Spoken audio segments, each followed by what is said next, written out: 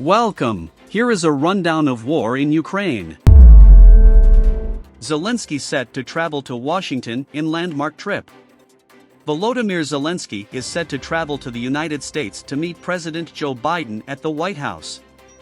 The trip would mark the first time the Ukrainian president has left Ukraine since Russia invaded on February 24. The Ukrainian president is set to address Congress on Capitol Hill. He will also meet congressional leadership and National Security Committee chiefs from the Republican and Democratic parties, according to Punchbowl News. U.S. politicians are set to vote on a year-end spending package, including around $45 billion in emergency assistance to Ukraine.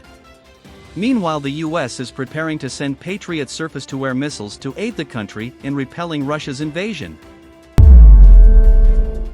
Zelensky describes seeing struggling cities.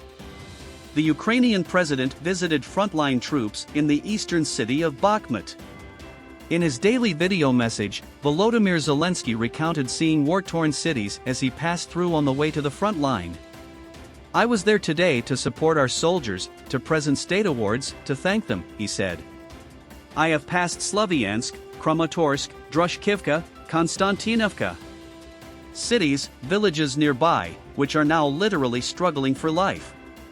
He asserted that Ukrainian troops in Bakhmut would stop the so-called Russian world, and said his government would do everything possible and impossible, expected and unexpected, to help the troops win. And Russia transfers troops and military equipment closer to Belarusian border. Russian forces and military equipment have been moved closer to the Belarusian border with Ukraine, according to a Belarusian monitoring group.